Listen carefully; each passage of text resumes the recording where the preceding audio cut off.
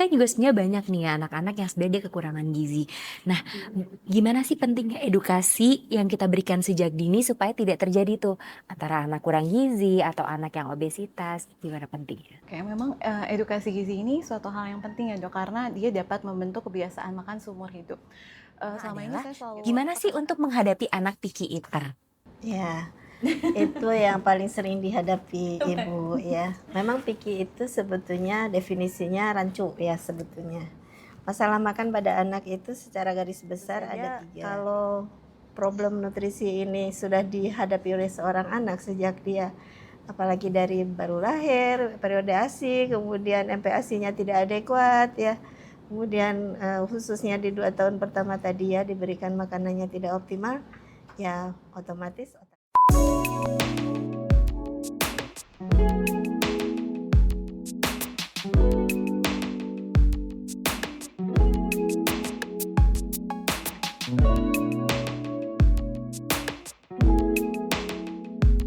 Halo Sobat Somea semuanya, ketemu lagi di RSHS Podcast di mana kita bakal sharing ilmu, sharing pengetahuan sama-sama mengenai kesehatan dan tentunya tentang ilmu-ilmu terbaru dan terupdate. Dan kita juga selalu membawa para narasumber yang tentunya udah expert banget di bidangnya. Nah, hari ini nih dalam rangka Hari Gizi Nasional tanggal 25 Januari, kita sudah membawa 2 narasumber yang tentunya sudah sangat expert karena kita hari ini akan membawa mengenai gizi seimbang untuk tumbuh cerdas, aktif, dan sehat. Karena kesehatan dan kecerdasan anak itu tidak lepas loh dari gizi yang dimakan oleh mereka dan pemenuhan nutrisi sejak dini. Nah, kita sudah membawa 2 narasumber kita. Yang pertama, halo Dr. Tisna Sari Hafsa, spesialis anak, konsultan. Konsultannya ini nutrisi dan penyakit metabolik, bener ya dok ya? Wah, udah jelas expert banget ini dokter tentunya untuk nutrisi-nutrisi, terutama untuk nutrisi anak ya dok. Dan kita juga sudah membawa di sini Ibu Ramdiani Putris untuk spesialis gizi ya Bu ya, betul ya? Iya, Maaf, sarjana gizi. dok. Oke, Iya. selaku ahli gizi di RSHS. Oke. Mungkin sekarang kita mau kenalan dulu nih. Boleh dari Dokter Tisna dulu dong, silakan. Iya. Boleh memperkenalkan diri dok? Saya baik, terima kasih Dokter Lala untuk kesempatannya. Saya Tisna Sari Hafsah, dokter spesialis anak, konsultan nutrisi dan penyakit metabolik. Sudah berdinas di Rumah Sakit Hasan Sadikin dari 2009 dan ditugaskan di KSM Departemen Ilmu Kesehatan Anak. Nah, mendapatkan konsultan pada sekitar tahun 2017. Begitu mungkin. Oke. Perlu lulusnya dari mana? Saya Oh boleh, oh ya. Saya menyelesaikan S1 di UI, kemudian spesialis anak di Unpad, dan selanjutnya konsultannya di UI lagi. Mungkin demikian. Iya. Keren sekali. Mungkin sekarang untuk Ibu Ramdhani selaku ahli gizi berarti ya, Bu? Betul, Dok, saya ahli gizi. Ya, perkenalkan Dok, saya Rahmadiani Putri. Saya ahli gizi di Rumah Sakit Hasan Sadikin. Saya sudah berdinas di sini dari tahun 2015, Dok. Jadi udah hampir 11 tahun ya ada di sini. Dan saya ini awalnya lulusan dari Poltekkes Kementerian Kesehatan, Dok, di jurusan gizi. Kemudian meneruskan S1 di Universitas Esa Unggul Jakarta, S1 Gizi. Seperti itu. Keren banget, kita udah datang nih langsung sesuai banget dengan Hari Gizi Nasional. Sudah datang di sini expert mengenai gizi seimbang untuk tumbuh cerdas, aktif, dan sehat. Mungkin kita langsung tanya-tanya aja karena saya yakin Sobat Somea di rumah juga pasti sudah pengen penasaran nih mengenai gimana sih gizi itu, terutama apa sih gizi seimbang pada anak itu. Gimana dok, silakan dok. Ya, gizi seimbang itu spesifik pada anak. Anak itu kan melewati berbagai periode usia ya. Tentu bayi baru lahir makanannya bukan sate ya, karena kan pada usia tersebut spesifik. Jadi diberikan ASI pada usia 0 sampai 6 bulan. Yang kita harapkan bisa eksklusif ya. Jadi jangan dicampur dengan sumber gizi yang lain.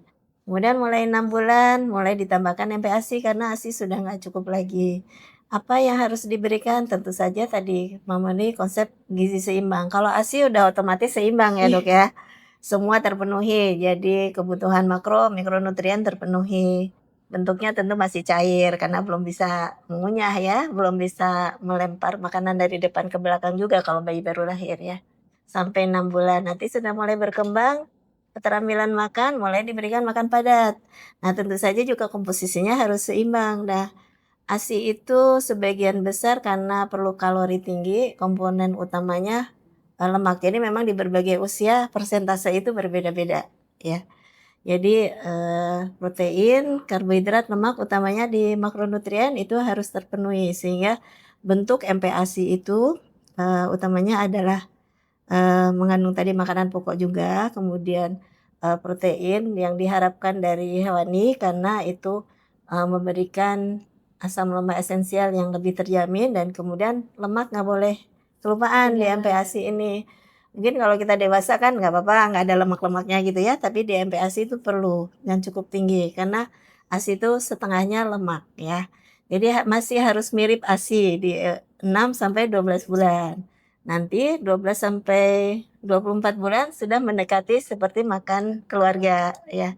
Dan anak juga sudah mulai ada keterampilan mengunyah, kemudian, bisa bisa mengolah yang udah bentuknya besar-besar gitu ya. Kalau 6 bulan masih harus lumat, 9 bulan mungkin udah mulai cincang halus gitu ya. Nah sehingga, tetap semuanya itu harus memenuhi tadi karbohidrat, protein, lemak. Karbohidrat itu umumnya sekitar 50%. Kemudian, protein paling tidak 10 sampai 15%. Dan kemudian, lemak itu kalau pada bayi mungkin 30 sampai 40% dan sebaiknya tidak kurang ya dari 40% mungkin begitu. Nanti makin besar, makin mirip dewasa gitu ya. Jadi intinya semuanya harus terpenuhi khususnya makronutrien tapi juga nggak boleh kurang mikronya ya. Nah, mikro ini terkandung di berbagai jenis bahan makanan tetapi ada bahan makanan spesifik yang kontribusinya lebih khusus ke mikro, yaitu buah dan sayur.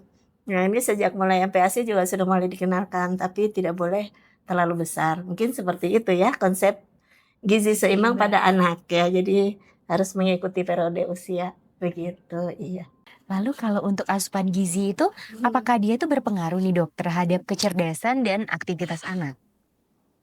Tentu saja, karena kan, bayi baru lahir, kemudian bertambah besar, perlu berkembang dan utamanya adalah di 2 tahun pertama itu adalah pertumbuhan, otak ya. Jadi otak itu pada usia 2 tahun itu sudah, mencapai kira-kira 3/4-nya. Nah, jadi udah hampir selesai itu, malah di usia 5 tahun sudah mirip dewasa ya otak anak.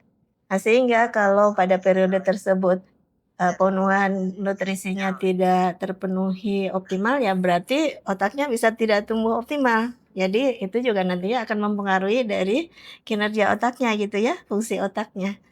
Jadi, tentu saja kalau problem nutrisi ini sudah dihadapi oleh seorang anak sejak dia apalagi dari baru lahir, periode ASI, kemudian MPASI-nya tidak adekuat ya, kemudian, khususnya di 2 tahun pertama tadi ya diberikan makanannya tidak optimal, ya otomatis otaknya nggak berkembang ya dan akibatnya salah satunya IQ-nya juga kurang begitu ya.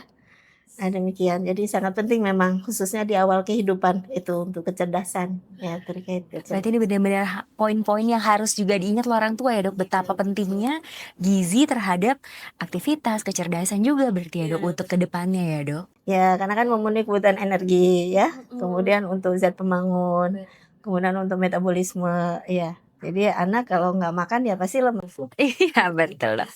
Nah Iya. kalau untuk biasanya nih Dok, kesalahan pola makan apa sih Dok pada anak yang biasanya sering banget Dok terjadi? Nah, pastinya tergantung usia ya, pasti ya. Kalau bayi baru lahir harusnya ASI. Mhm. Ibunya harus memberikan ASI dan tentu ibunya juga harus sehat, ya, asupan makan bagus. ASI itu sangat dipengaruhi oleh psikologi ibu. Iya. Jadi kalau ibunya stres, ASI-nya bisa turun kualitasnya ya.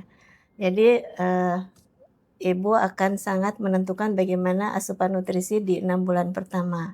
Tapi juga bisa jadi ada kesalahan misalnya, kebetulan tidak bisa menerima seperti harusnya gitu ya. Misalnya ibunya kerja, diasuh oleh nenek, dikasihnya air tajin, ya, atau dikasih susu kental manis. Nah itu memang kita pernah juga hadapi kasus-kasus seperti itu, kadang-kadang juga dikasih ada yang ngasih teh seperti itu.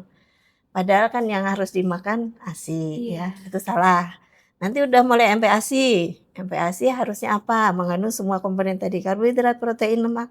Dikasihnya hanya pisang. Pisang kan nanti Bu Rahman yang lebih expert ya.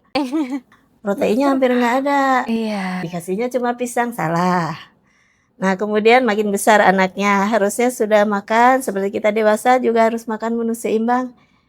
Yang dimakan ciki, kerupuk, keripik ya.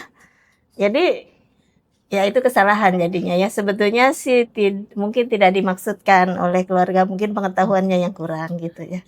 Nah, sehingga ya itu yang harus diperhatikan gitu ya. Oke. Iya. Lalu yang selanjutnya nih, gimana sih cara orang tua itu untuk menyusun menu anak supaya bisa seimbang, Dok? Nah, memang perlu pengetahuan bahan ya. Saya rasa ini nanti akan lebih banyak ekspertnya Bu Rahma yang mengetahui itu. Jadi kalau misalnya nasi itu kalorinya berapa, proteinnya segimana. Kalau telur apa isinya. Kemudian sayur, buah apa komponennya. Nah, itu kalau orang tua tahu, memahami maka akan memahami bagaimana harusnya yang disajikan oleh anak kan gitu ya. Sepertinya kita mesti menunggu Bu Rahma ini ya untuk hal tersebut. Setelah ini kita bakal ngobrol lagi lanjut ke Bu Rahma nih, Dok.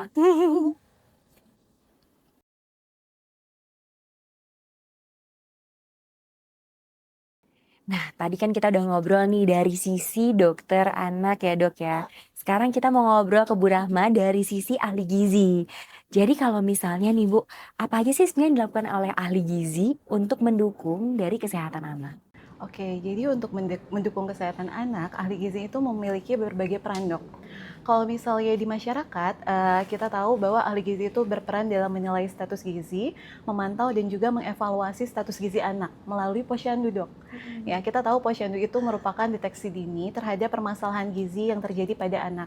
Gitu, dimana setiap bulannya bayi ini ditimbang berat badan dan tinggi badan. Nanti itu akan ketahuan adakah masalah gizi pada anak tersebut. Yang mana apabila ada masalah gizi pada anak tersebut, ahli gizi yang ada di masyarakat, biasanya itu ada di puskesmas, dia akan memberikan edukasi dan konseling terkait pengaturan makanannya.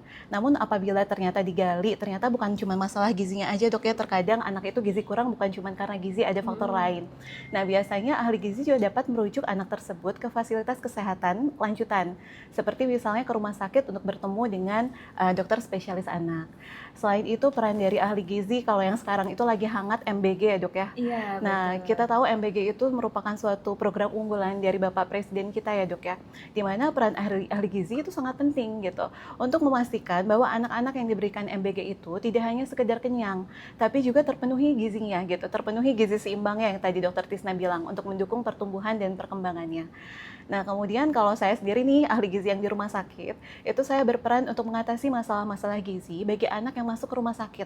Yang biasanya itu anak-anak yang masuk ke rumah sakit itu tidak hanya masalah gizinya saja, namun disertai dengan penyakit penyerta lainnya. Seperti itu, Dok. Oke. Nah, kalau tadi kan udah ngomong yang kayak dari di puskesmas sampai di rumah sakit. Betul. Nah, kalau untuk di rumah sakit nih gimana sih untuk proses pemantauan gizinya?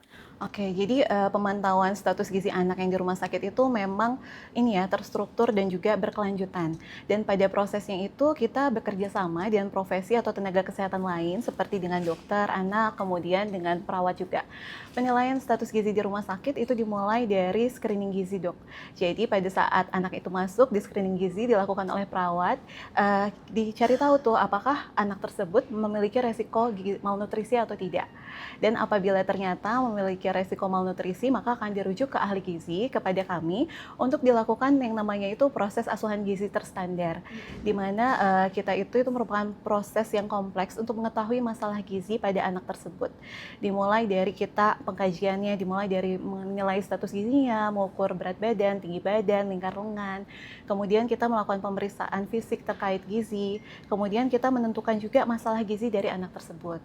Setelah itu, setelah menentukan masalah, biasanya kita melakukan intervensi gizi. Dimulai dari menghitung kebutuhan gizinya dan juga merancang meal plan seperti pengaturan makan untuk anak tersebut selama dia dirawat di rumah sakit. Nah, setelah itu kita melakukan monitoring juga, Dok, selama berkala, selama pasien tersebut dirawat di rumah sakit. Monitoringnya berupa monitoring asupan makanannya, apakah sudah bagus selama dirawat.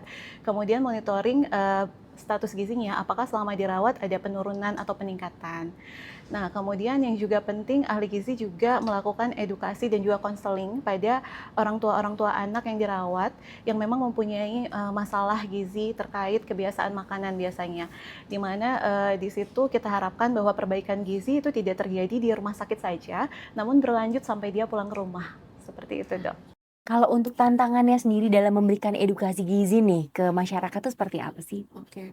Memang edukasi gizi itu merupakan suatu hal yang penting ya, Dok, ya, karena itu adalah investasi kesehatan jangka panjang, di mana edukasi gizi itu tidak hanya sekedar harus makan ini, harus makan itu gitu ya. Namun itu dapat menentukan kualitas anak kita di masa depan dan menentukan kebiasaan dia.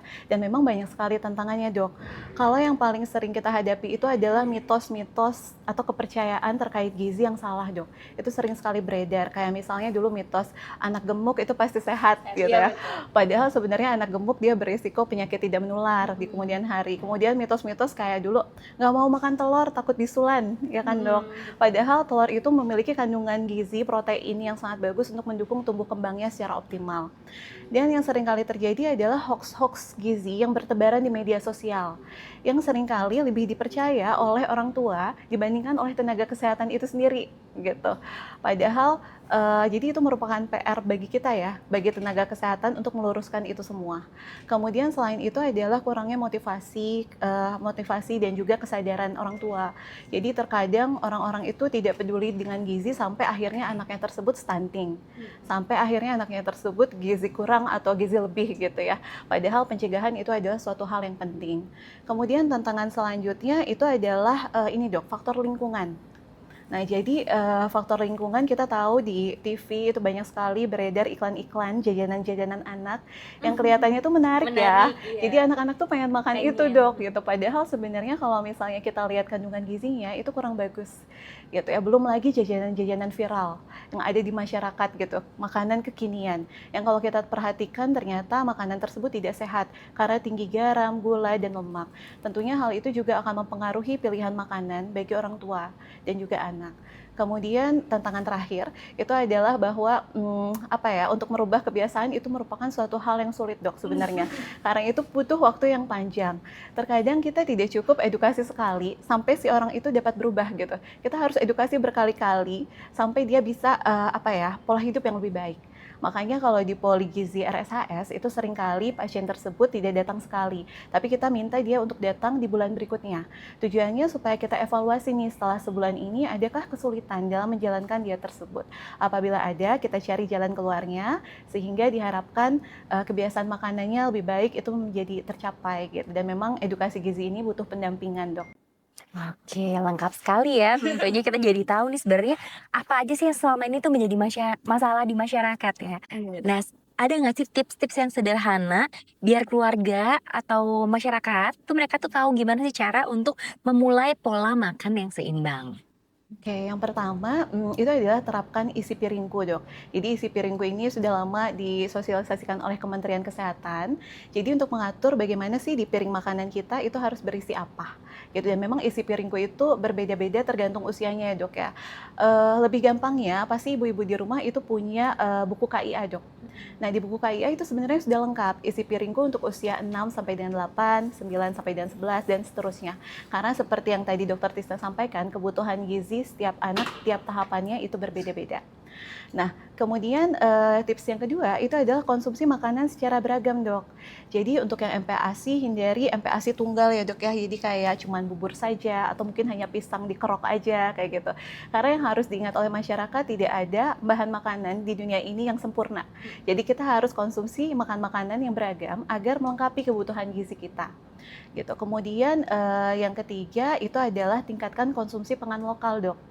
Nah, sekarang ini lagi ditingkatkan oleh Kementerian Kesehatan bahwa konsumsi pangan lokal itu penting, gitu ya. Selama ini kita tahu kalau sumber karbohidrat itu hanya konsumsi nasi aja ya, Dok ya. Padahal sebenarnya ada pangan lokal lainnya seperti singkong, kemudian jagung, ubi, yang ternyata dia itu memiliki nilai gizi yang bagus juga gitu ya. Karena memang pangan lokal ini penting karena mudah didapatkan di masyarakat dan juga harganya murah. Kemudian sumber protein juga. Sumber protein ikan lokal yang ada di Indonesia seperti ikan kembung, nila, itu ternyata tidak kalah dibanding ikan-ikan impor seperti salmon atau tuna. Kalau misalnya kita bandingkan 100 gram ikan kembung dengan 100 gram ikan salmon, ternyata ikan kembung itu mempunyai omega 3 dan juga zat besi yang lebih tinggi dibandingkan dengan ikan salmon.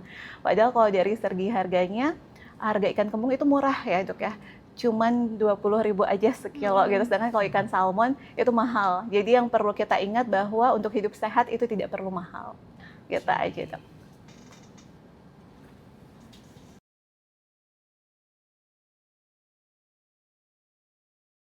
Oke, kalau dari tadi kan kita udah banyak diskusi ya Dok, ya Bu ya, tentang bagaimana mengenai gizi, kemudian bagaimana mengenai pola-pola gizi seimbang. Nah, sekarang nih kita bakal dapat pertanyaan dari penonton nih Dok, Bu, sama Dok. Yang pertama adalah gimana sih untuk menghadapi anak picky eater? Ya, itu yang paling sering dihadapi ibu ya. Memang picky itu sebetulnya definisinya rancu ya sebetulnya. Masalah makan pada anak itu secara garis besar ada 3. Limited appetite berarti nafsu makannya memang nggak tinggi. Ini juga bisa jadi setiap masalah itu mungkin mispersepsi atau memang masalah beneran. Jadi dikiranya nafsu makannya nggak gede tapi sebenarnya memang dia butuhnya segitu kan, orang makan dikit gendut, makan banyak tetap kurus juga bisa ya, metabolisme orang beda-beda. Tapi orang tua menginterpretasi susah makan. Kemudian memilih selektif. Satu lagi fear of feeding. Fear of feeding ini biasanya karena pengalaman yang tidak menyenangkan terhadap makanan, mungkin pernah kecolok atau muntah gitu ya. Atau prosedur juga, ibunya maksa misalnya jadi fear of feeding, jadi anak retensi ketika diberi makan. Nah picky itu kombinasi seolah-olah makan dikit juga, milih-milih juga, begitu itu nggak mau, itu nggak suka begitu ya. Jadi mungkin juga kombinasi dari 3 masalah tadi. Nah tentu saja belajar makanan itu kan dari awal ya, ketika sejak ASI pun anak mungkin juga menghadapi masalah makan, tapi utamanya setelah dia mulai diintroduce makanan pendamping ASI gitu ya. Dia sudah mengenal yang di luar dari ibunya. Nah, di sini akan sangat tergantung bagaimana ibunya mengajarkan, mendidik begitu ya. Ibunya nggak suka ati ayam, ya anaknya gimana mau suka ati ayam gitu ya. Jadi pada anak itu karena di periode makan itu mungkin mendekati toddler ya, 6 bulan baru pengenalan, biasanya belum terlalu masalah tuh. Masalah makan tuh umumnya 1 sampai 3 tahun toddler nih, sudah punya pikiran sendiri, mau-maunya sendiri ya. Nah, orang tua punya pikiran sendiri juga. Nah, sehingga di periode ini utamanya adalah melihat dan mencontoh gitu kan, belajar anak usia ini. Jadi utamanya adalah memberikan contoh begitu ya. Ketika baru MPASI apa yang diberikan ya mungkin kalau awal-awal 6 bulan bayi belum terlalu ngerti ya. Jadi apa aja yang diberikan ibunya ya hap aja. Tapi memang ada kondisi anak yang secara alami dia menolak makanan tersebut. Jadi perlu pengenalan yang bertahap jadinya. 15 kali kita baru boleh bilang, oh ini anak memang nggak suka makanan itu. Jadi tetap harus dikenalkan secara sistematis, bertahap, dan utamanya dicontohin. Jadi kalau perlu ibunya makan juga. Memang makan bersama itu sangat membantu ya. Nah ketika anak memang tidak suka ya kita nggak boleh maksa. Jadi utamanya adalah pada saat prosedur makan, nomor 1 beri apresiasi anak. Prosedur makan nggak usah terlalu lama karena itu juga akan memberikan pressure untuk anak. Mungkin 20-30 menit saja. Dan kemudian selama makan ikutin dulu sinyalnya. Nomor 1 anak harus lapar dulu. Kan orang bilang kalau kelaparan apa juga dimakan ya. Iya, betul. Tapi tetap saja orang itu punya preferensi ya. Jadi kalau kita katakan picky itu selektif, memang bagian dari selektif itu juga ya bagian dari apa namanya nggak suka makanan tertentu begitu ya. Nah kemudian beri apresiasi ketika anak berperilaku sesuatu kita berikan, oh kamu sudah bisa ini itu gitu ya. Tapi nggak perlu kata-kata yang hebat, pintar, itu sedikit aja, nggak usah terlalu banyak. Kemudian netral, jangan bereaksi terlalu senang atau terlalu sedih apapun yang dilakukan anak. Kalau dia baik kita nggak usah terlalu heboh, wah hebat, nggak usah. Hargai aja. Kalau dia berperilaku negatif juga jangan langsung diceramahin gitu ya. Kebanyakan ibu-ibu gitu. Karena takut ya. Takut nanti anaknya gizinya kurang gitu ya. Kemudian bicara positif tentang makanan. Misalnya ini ada proteinnya, bagus untuk supaya ototnya kuat misalnya. Tapi tidak perintah. Begitu perintah, anak 1 tahun tuh sudah maunya sendiri, nggak mau diperintah. Jadi lebih baik dicontohin misalnya, "Ah, mama mau makan ini, enak banget," gitu ya. Tapi nggak perlu, "Kamu harus makan ini." Seperti itu. Jadi jangan memberikan pressure ya, lebih baik contoh gitu. Nah, itu senjata terbaik untuk mengatasi anak agar dia belajar untuk mau menerima, eee, ya mungkin kita kan berpikirnya makan harus bergizi ya, karbohidrat, protein, lemak tadi macam-macam. Terus biasanya kalau kita tanya, "Telur, ikan, ayam, daging gimana Bu? Ada masalah nggak?" "Doyan semua?" "Oke." "Ini belum doyan?" "Nggak apa-apa." Nanti mungkin juga dirubah bentuk pada anak yang selektif itu dipengaruhi oleh tampilan makanan juga ya. Jadi, bagaimana mengolahnya, tapi utamanya itu tadi prosedur, ya. Prosedurnya harus menyenangkan. Jadi motonya lapar, enak, happy. Gitu. Penting ya Dok itu ya Dok, Itu. itu paling penting, oke. Iya. Kalau misalnya sekarang ada juga sebagian anak yang dia itu obesitas ya Dok ya. Mhm. Nah sebenarnya ada nggak sih tips-tips untuk mencegah terjadinya obesitas pada anak? Ya, obesitas bisa terjadi di berbagai usia, even hanya ASI pun ada anak yang obes, berarti kalori ASI ibunya ini tinggi banget ya, memang ada. Tapi, di berbagai periode usia beda-beda tentu menghadapinya. Di usia awal, bayi udah obes, nanti juga kalau prosedur makannya bagus akan tidak obes dengan sendirinya setelah dia makan. Jadi utamanya pada anak yang masih belum pubertas karena dia nanti masih akan percepatan tumbuh tinggi, yang penting nggak naik berat badan. Nah, setelah remaja akhir memang harus ada target kalau sudah terjadi obesitas ya. Nah, tentu saja utamanya mencegah ya. Nah, berarti nomor satu mencegah itu, prosedur makan yang benar, karena dengan begitu anak akan makan dengan benar. Makan itu dengan komunikasi begitu tadi ya, kayak misalnya kita mau saling berinteraksi, sehingga anak tahu apa yang dia makan, kayak yang jangan sambil nonton, dia nggak tahu yang masuk ke mulutnya, begitu ya. Dan kemudian jenis-jenis makan tentu saja, ada makanan yang cenderung tinggi kalori, kalau misalnya, kadar gula tinggi, serat kurang, ya otomatis kalorinya tinggi. Begitu tinggi ya ditabung gitu ya di badan. Jadi, mengajarkan anak untuk makan dengan benar sejak awal itu akan membantu mencegah. Nah, nanti kalau sudah kandung tergantung gitu di usia berapa gitu ya. Di usia pra remaja yang penting kalau dia tahu apa yang benar dimakan, dengan sendirinya nanti tambah tinggi BMI-nya turun sendiri gitu, nggak perlu turun berat badannya begitu. Ya utamanya sayur dan buah ya Bu Rahma ya, Betul. yang nggak tinggi kalori itu ya. Iya, betul. Iya begitu, Oke, nah mungkin sekarang heeh. untuk ke Bu Rahma nih, tadi kan kita udah ngobrol sama dokter mengenai anak picky eater, kemudian mencegah obesitas. Tapi kan juga sebenarnya banyak nih ya anak-anak yang sebenarnya dia kekurangan gizi.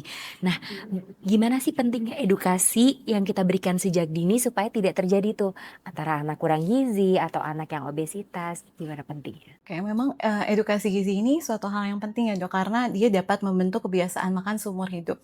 Selama ini saya selalu tekankan kepada orang tua, agar jadikan makanan yang kita berikan itu edukasi bagi anak, gitu ya. Jadi, biasakan berikan makanan yaitu tadi banyak sayuran dan juga buah gitu. Nah nanti biasanya, kalau misalnya anak nih kita kasih garam sedikit dari kecil, dia akan kebiasaan sampai dia dewasa. Jadi pada saat dewasa dia dikasih garam sedikit juga udah cukup buat dia. Berbeda halnya dengan anak yang diberikan garam yang cukup banyak, gula yang cukup banyak, itu akan membentuk kebiasaan makan dia sampai dengan dewasa. Jadi pentingnya edukasi dini itu. Nah selain itu juga, edukasi ini juga penting karena dapat, tadi ya mencegah permasalahan gizi di masa depan. Kemudian dia juga dapat, membangun sikap positif anak terhadap makanan. Kalau kita berikan edukasi gizi dengan dini, anak tersebut jadi tidak takut untuk mencoba makanan yang baru. Kemudian anak tersebut juga, apa ya, lebih menghargai makanan dan juga, tubuhnya. Dan yang paling penting itu adalah, edukasi gizi ini merupakan investasi kesehatan jangka panjang yang tadi saya bilang. Dengan kita memberikan edukasi di awal, kita dapat mencegah penyakit-penyakit di kemudian hari. Sehingga diharapkan di masa depan, anak-anak kita ini akan tumbuh menjadi anak yang unggul, produktif, dan juga jadi pemimpin di masa depan. Gitu sih, Dok. Oke. Nah, mungkin boleh nih dikasih key point atau pesan-pesan untuk masyarakat terutama mengenai gizi dan terutama gizi pada anak. Mungkin boleh dari dokter dulu, Dok. Ya baik, ya ya. teman-teman semuanya, tentu para orang tua ya yang punya anak, termasuk yang masih muda-muda baru punya bayi begitu ya. Kita harus mengingat bahwa gizi itu sangat penting khususnya untuk pertumbuhan dan perkembangan anak ya, karena di 2 tahun pertama itu otak akan menentukan bagaimana akan berkembang seorang anak ya. Jadi dimulai dengan, diawali dengan gizi yang baik, ASI tentu saja, kalaupun terpaksa tidak ASI tentu harus dikonsultasikan, dan kemudian MPASI yang baik juga, utamanya adalah mengandung protein hewani dan jangan lupa komponen lemak ya dalam hal ini pada saat memberikan MPASI.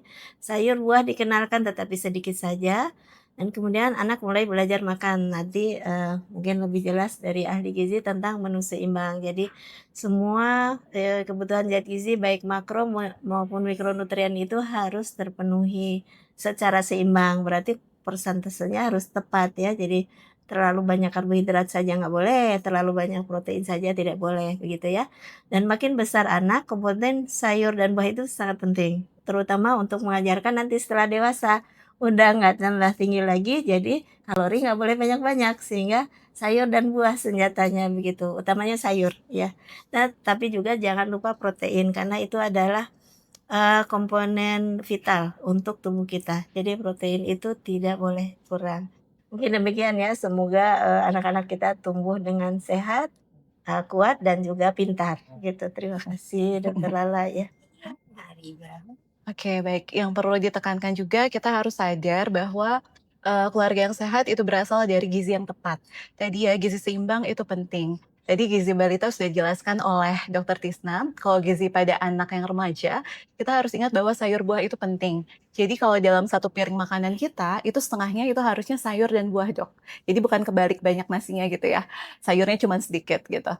Nah jadinya, harus seimbang ada sayur dan buah, ada sumber karbohidrat seperti nasi, singkong, jagung, dan juga ada sumber protein yang bisa didapatkan dari, protein hewani seperti ayam, ikan, daging, dan telur, dan juga protein nabati. Kemudian konsumsi makanan secara beragam karena tidak ada makanan yang sempurna. Lalu coba tingkatkan konsumsi pangan lokal untuk membentuk, generasi yang berkualitas gitu ya, Dok. Itu aja. Oke, terima kasih sekali. Rasanya hari ini kita mendapatkan banyak insight dari dua narasumber, yang satu dari dokter anak subspesialis gizi ya Dok ya, dan satunya lagi dari ahli gizi. Di sini kita bisa tahu nih betapa pentingnya gizi itu terhadap pertumbuhan, perkembangan terutama pada anak-anak dan juga untuk membantu aktivitas mereka. Dan tentunya dalam rangka Hari Gizi Nasional, yuk kita para orang tua, mari kita bersama-sama untuk membuat gizi anak kita ini semakin seimbang ya Dok. Mungkin tidak bisa sempurna tapi setidaknya bisa seimbang. Kita harus tahu nih mana sih yang baik untuk anak kita dan mana yang tidak. Mungkin kalau ada yang belum tahu bisa juga belajar atau bisa langsung datang ke ahli gizi atau dokter anak subspesialis gizi untuk lebih tahu lagi kebutuhan anak kita sebenarnya seperti apa.